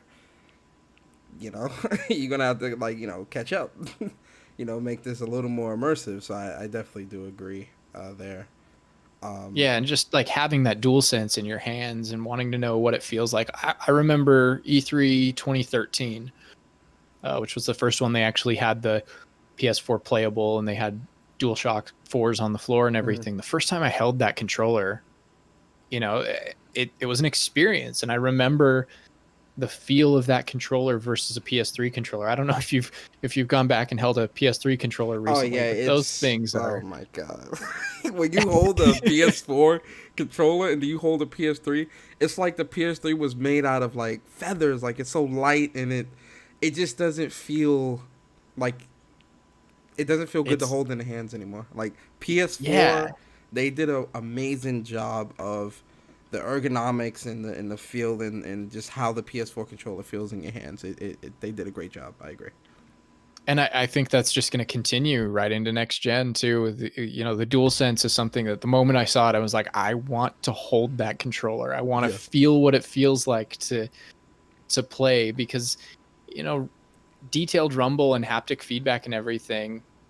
If you have that suddenly mistakenly turned off on a game, the game feels like a different game without rumble. Yeah. And so then to get haptic feedback that improves that rumble and takes it forward and is even better, like I can't really fathom in my head what that's going to feel like playing games, and I'm really excited to finally get that. Well, I think what's crazy is too is normally you guys like and you guys I mean game media would be able you would be at E3 right now and at least holding the controller or at least Yeah, being able to play some of the games. And it's like everyone has to go in because PlayStation has like such a big job on their hands, but I think they judging off this PS5 event, I think they've done a good job so far. Uh, they have to sell literally everybody on a console that no one can demo. No one can demo this. No one can play this. Like they have to just yeah, sell you on it, and it's like we have to trust them. We have yeah, to yeah, trust what they're saying and their marketing and their you go back to the benefits of gaming journalism, what it allows you to do. Yeah, Sony can't send a PS5 around to every interested person's house for them to try it out. yeah. So what you get is these gaming journalists that are going to these events, or even you know not talking E3, but talking PSX style events and consumer events, and Mm, not even gaming journalists, but just allowing people to get their hands on and then share their experiences with everybody. I think mm, that's what's really important. It's what really helped to sell VR, yeah. because VR is the type of thing that you cannot communicate through like a trailer and through marketing and stuff like that what You got to try it. VR really feels like. And then the moment you try it, you're like, oh, I get it. Yeah, Okay, that's really cool. that's how it's funny because that's actually how I felt in PSX 2017. Um, I tried VR and I played. What did I play? I forgot the game that I played. But like once I put the VR on, I was like, yo, I'm sold. I have to have this. Like I Yeah, have to. like It was so good. It you was really good. get the general vibe of VR. You get what it's supposed to do and the idea behind VR, but the moment that headset gets on and you like look around the world around you, and then depending on what game it is that you're playing, you know, you look down at like what your hands or the gun that you're holding or something, and you're like, what? This is unreal. Yeah. Oh, was it Riggs? Riggs. That's what I played. Oh yeah. Yeah, and like it's funny too because when I was playing Riggs, when he jumped, I was like, whoa, what is going? You know how like when you get that feeling of falling and your heart kind of sinks. I was like, yo, whoa, what is going on? This is like I don't know, like VR really sold me, and like VR was one of those things where I'm like, you really do have to like I can't tell you how great it is. You have to try it. You have to. Have you played The Walking Dead, the new Walking Dead game that just came out? I no, not yet. I probably won't because you know I'm not trying to get a heart attack. Oh, it is It looks good insane though. how good it is and how much it feels like you are actually in this world, and just the small little details they put in there, like how if you take a knife and stab it into the zombie's head and you go to pull it out with just one hand, it Mm, gets stuck. And so you kind of have to tug a couple of times to get it out. mm. You can grab the zombie's face and like shove its head down. It's just all these little immersive things. I'm getting so into it, and I'm just in this headset with these two bizarre looking Move controllers, and I must look like an idiot in my living room. But Yeah, inside, oh, it's amazing. It's a whole new world. So I have a question with PS5 event, right? We are sold. I'm sold too. Like you know, I seen the console, which is like, I feel like seeing the console for me was just as important as seeing the games. Like they both were like neck and neck for me. We've seen the games, some of the games that are coming out. We've seen the console. What were some of your highlights from the PS5 event? Like in terms of games, like what were the highlights where I'm like, oh yeah, I have to have that. Oh yeah, I have to have that. I mean, if we're talking aside from you know your big PlayStation first parties, obviously Miles Morales Mm-hmm. and Ratchet and Clank and Horizon Forbidden West, those are kind of the givens, right? Must buys. Yeah, those are like no brainers. Yeah, definitely. Oh man, now I'm trying to remember everything that was shown. It just consistently blew me away. Yeah. Yeah. Um, so if I'm just trying to look back at a list here really quick and see if I can see. Yeah. I think Uh, one of my highlights was Little Devil Inside definitely like had me like really interested. And what was this other one? Returnal by House Marquee. yeah, Yeah. that's really interesting to see them taking their kind of bullet hell expertise and turning it into a third person shooter. And the way the gameplay looked, it looked like they still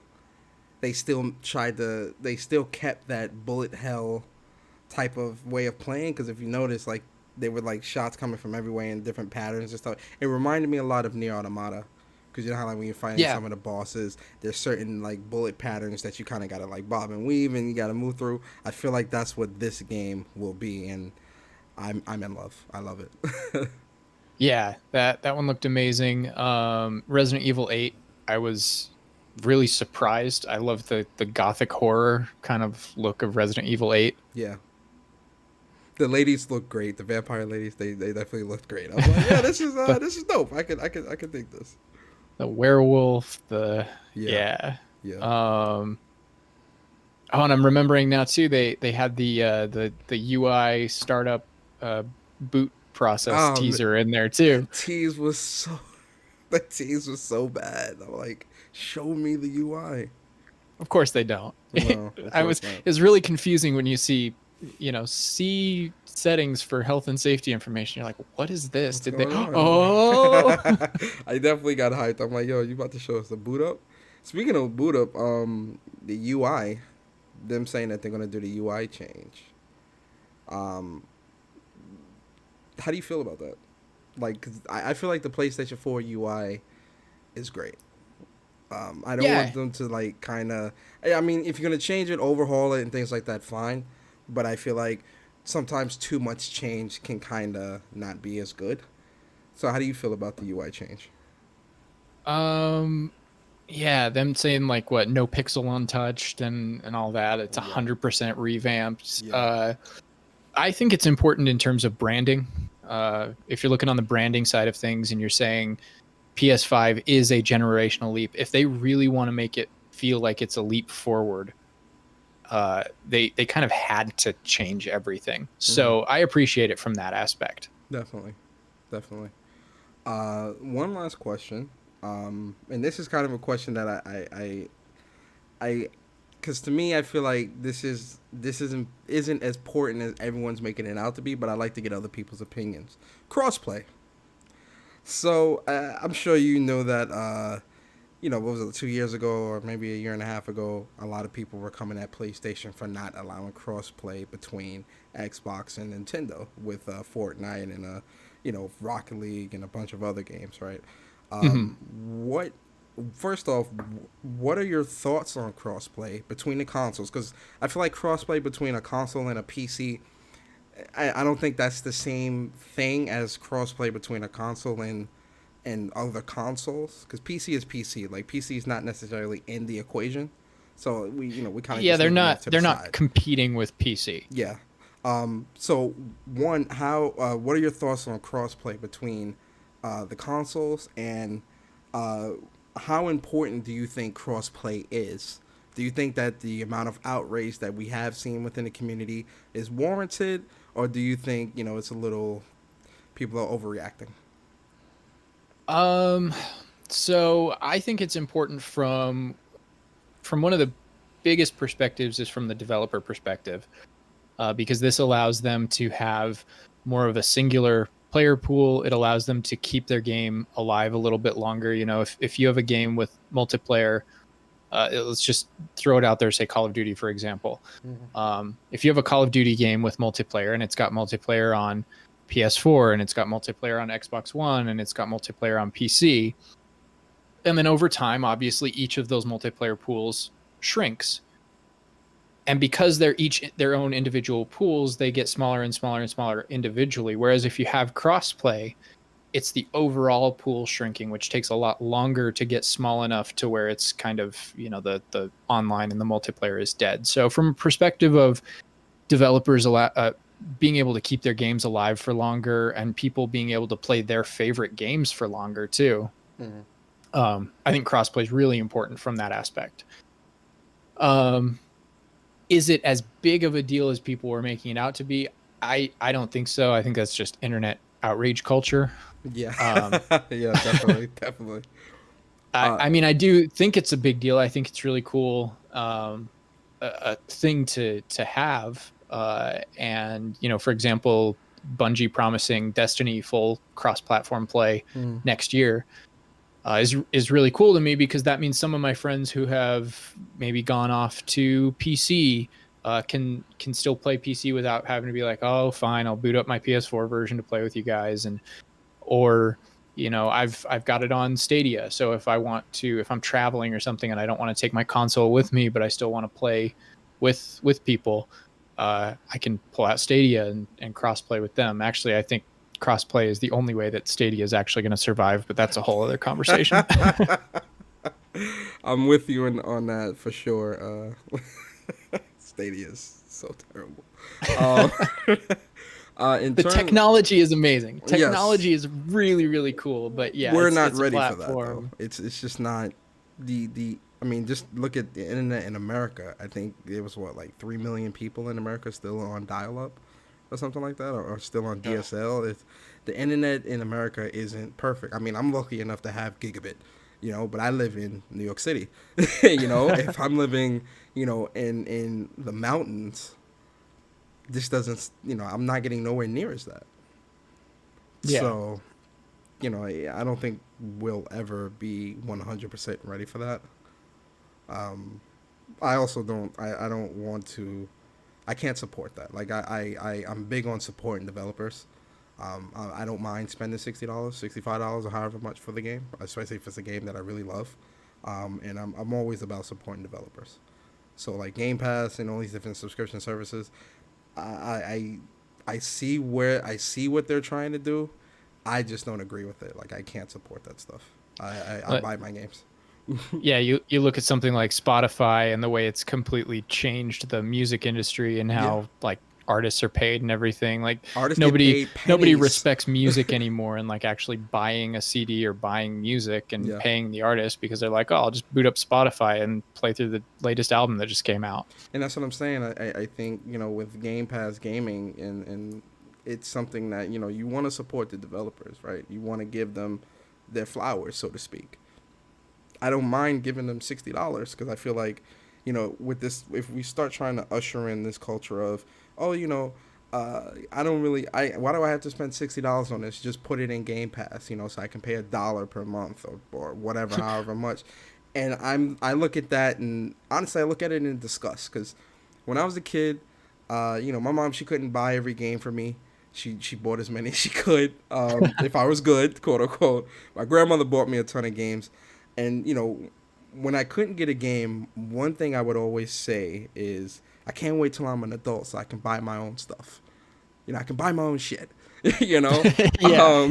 And when I finally got old enough to be able to buy my own games, I was happy as hell. And I'm like, yo, I want to buy this game. Like, I never in my mind thought this game should be free or this game should be given to me at a lesser rate. Because, you have to look at it like, how like some people, they show different types of respect to people based off their job position. So like a janitor might not get the same respect as, a manager. I look at Yeah. it as, everyone deserves to be treated with respect. And I feel like all developers deserve to get their flowers or get the money that they deserve. So I'm going to support the game, especially if it's a game that I really love. I'm definitely going to support it. I'm gonna support it and I'm gonna give them the money. Like I feel like these subscription based services, again, back to music. The you know music artists, they make most of their money off of touring. They don't make a lot Yeah. of money off of streaming sales. It's off of actual album sales, which that number's always skewed because they base it off the streaming numbers, and touring. That's how they make their money, or guest appearances. So it's like, do we really want developers to go down this same route? And then it's like, I also look at it, and this is kind of just my whole thing is like, with streaming services, I feel like the quality of games will diminish to some degree. What do you think? Yeah, you're already starting to see that somewhat with how easy games are really accessible and easy to develop now. And so you're seeing a lot of, I don't want to put down any creators or any people that are like legitimately putting their games out there and are creating these games and stuff, but there's a lot of shovelware that's being just kind of put on the PSN, and a lot of things to dig through, and you go through the PlayStation Store and you're going to find games on there that you've even me following games news and games media every single day, every waking hour basically, I'm still surprised by games that are actually out there, and I'm like, I've never heard of this game in my life. What is this? Oh, it's this tiny 5 megabyte shovelware game that somehow got approved to get put on the PlayStation Store. Yeah, it's like, um sometimes it's like, why even create this? You just created this for it, like, and it's like an easy platinum, and it's like, oh, these are for the trophy hunters.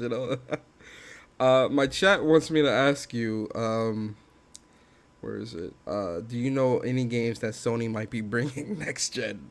I know you, even if you did, I know you couldn't even answer that here, but I'll ask anyway just to put it out there. I mean, if I'm being completely honest, no, nothing for sure. Okay. I got my own fair share of guesses and things that You got I your think sources. we'll see. Yeah, for sure. But I mean, and sometimes I love that. Sometimes like I've talked to some people like from Game Informer at different events, And one of the worst things they say is being in the know about something sometimes months ahead of hand, and they have to sit there and just know that information, and it sucks because they can't talk about it with anybody. It's not surprising when it actually comes out. Like, think back to any of the PlayStation press conferences and the reveals that have happened and stuff. The God of War reveal, the even Last of Us Part 2 getting revealed, Mm-hmm. Final Fantasy 7 remake. um I mean, I literally cried when Final Fantasy 7 remake was That's a revealed. real fan. Listen, I cried I at the mean, ending, man. That ending was, man, it was on point. So good. yeah. So like, knowing that kind of stuff ahead of hand, or beforehand, ahead of the announcements, in some ways kind of sucks. And there's certain aspects of knowing these things. It's a little exciting sometimes to be in the know, but Mhm. what does that really get you at the end of the day? Like, if I know about something early, I can't Mhm. talk to anybody about it, Yeah, and I don't get the same excitement that everybody else gets when it's revealed. yeah. Um, and That's so why I there's try there's to go something into that's nice. things blind. I, Yeah, I try to go in as blind as possible, just because I want to be excited. I want to be happy. I want to be surprised. I want to like that's why I can really appreciate this PS5 event, because even when they delayed it, rightfully so, no leaks happened. Like there wasn't really a whole lot of leaks about, oh, this is coming, that is coming, this is coming. Like that I was surprise, amazed. that Spider-Man Miles Morales, I was completely thrown off. Like what? What is this? What? Like so, yeah, I understand. Yeah, so it's nice to still, in a way, be a fan every once in a while. Yeah, Because I do have to spend a lot of what I do as a gaming journalist being a little more objective about some of my coverage. So it's nice to step back and go, you know what? I don't know anything about this. Wow, that's really exciting. That's really cool. And I think a lot of us are seeing that with the PlayStation 5 reveal stuff. And a lot of us get to be excited about it because they're holding their cards pretty close to the chest with it.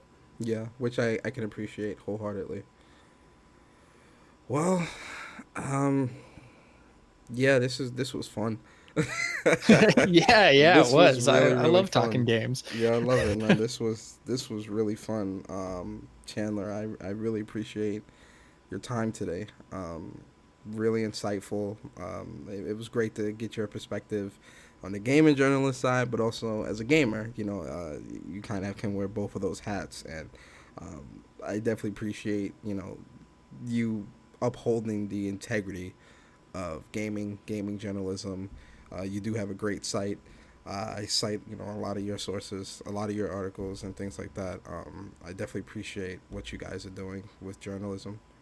And yeah, Well, it's thank you. Yeah, I appreciate you having me on, and yeah, hopefully your audience enjoyed hearing what I have to say. And I'd be happy to come back anytime you want to definitely. It talk about was. anything.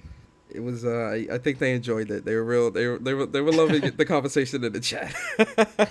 Good, good. But guys, Chandler Wood, uh, senior editor, PlayStationLifestyle.net. If you do want to follow Chandler, the link to his Twitter is in the description. Follow him. Really nice person. Also, check out PlayStationLifestyle.net. The link to the website is in the description as well. Definitely appreciate everybody for being here, especially Chandler again. I appreciate your time today, guys in the chat, guys and girls in the chat. I appreciate you all for being here as well.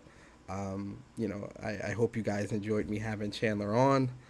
He'll definitely be back. He definitely will be back. Trust me. Especially when we get closer to more games being announced, the consoles coming out. I definitely want to talk to him about the PS5 once we all have it in our hands and we can finally have that conversation. So, yeah, he'll definitely be back, and he's definitely officially, part of the gaming with Persona. He's a part of it. He'll be here. He'll be back. But guys, I appreciate you guys. I hope you guys be safe. Have a great night. I will see you guys in a little bit because I'm gonna be streaming Last of Us. Finish up the Grounded. So yeah, you guys be safe, and I'll see you guys next time.